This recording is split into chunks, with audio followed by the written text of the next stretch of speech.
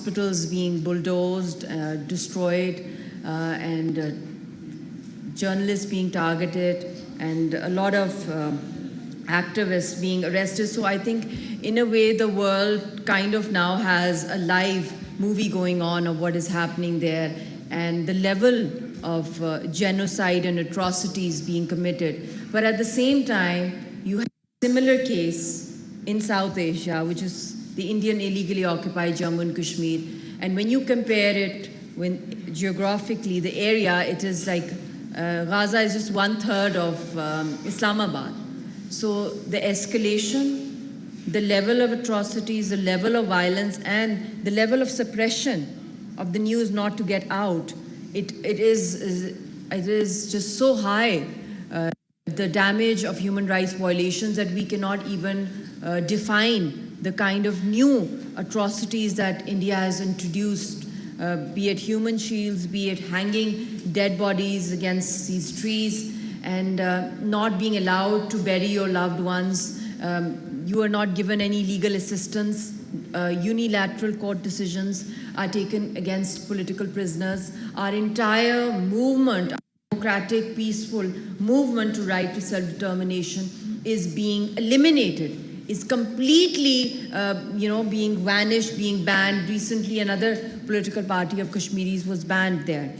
So in such an environment, what women go through, what children go through, pellets, phosphorus shells, white phosphorus, and underground torture cells, and so many other things. I don't know when this Iron Curtain will be lifted. Maybe we will be alive or not, but when historians will write about the atrocities and the violence and the human rights abuse taking place in Kashmir, I think it will have crossed any atrocities in living history. And we are combating one of the highest occupation forces in the world in a completely unarmed and defenseless manner. And when we speak about being defenseless, we don't even have stones. Like, you have now Hamas over there combating, or when we talk about condemnations, or the world speaks up that no, it should only be talking about the peaceful civilians and their rights. But when civilians, democratic voices are silenced and they're not brought to the table, and issues are not resolved as per international law, humanitarian law, Geneva Conventions, UN resolutions, then what should the world do? I mean, what should the people of that land do? So these horrors of Hamas and Israel conflict, and the impacts it will not just have on that region, but globally. I see a lot of private militant organizations emerging in the world in this current scenario, because democratic voices were not heard. And any form of peaceful dialogues that took place, be it the Israel-Palestine Peace Pact or between India and Pakistan on Kashmir, why did they all fail?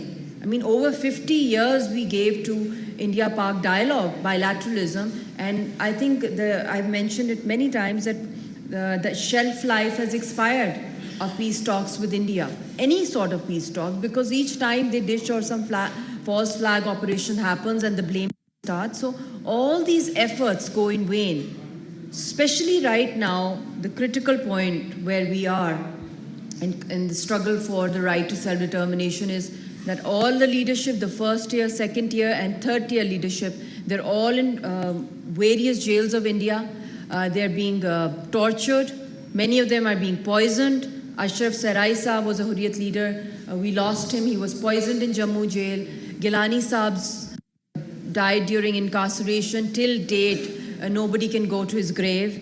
Yasin Saab, they're planning to hang him in 2024, which is the election year in India. And he has no lawyer. He's not being produced physically.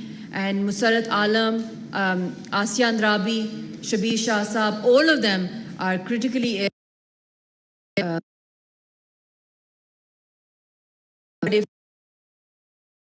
Silence, because we have very influential diaspora of Kashmiris sitting in UK, and they have a voice and a say in the world, that I think you should question the world on this, that if all the peaceful political voices, the Gandhian voices are silenced, they are hanged, then what is the solution? The solution is then you are encouraging armed struggle, violent struggle, and when that starts, when Kashmiri people start becoming suicide bombers, when they have no option, then the world will wake up and then it will be too late. Because it is not just going to impact Kashmiri, it is going to have a global impact. That violence is the only way forward to resolve conflicts in the world. And can we afford that? Globally, as sane global citizens, we have defense experts. Asma, she can give a broader description of the gravity of the situation. But even as a layman, that, can we afford in a world of so-called slogans of globalization, global peace, global economies, global securities, and there you have a nuclear flashpoint between India, Pakistan, and China, and all peaceful stakeholders that have to come and sit on the table to resolve the issue. They are being eliminated, or that seat is empty. I think it's very important that we, as the diaspora, and also people within AJK, people of Indian illegally occupied Jammu and Kashmir, we really need to now start working on a strategy.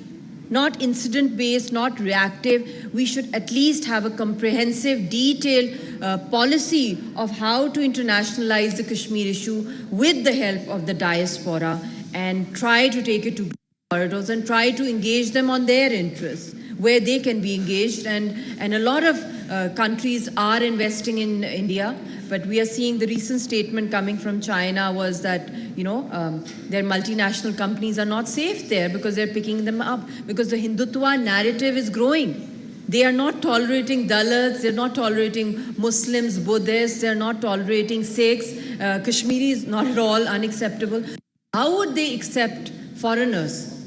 So all these investments that are going on, and this saffronization and RSS network of transnational terrorism globally, I think this is something where you can really help us, the international diaspora, to relate RSS transnational terrorism with the global peace and security dynamics. So thank you once again.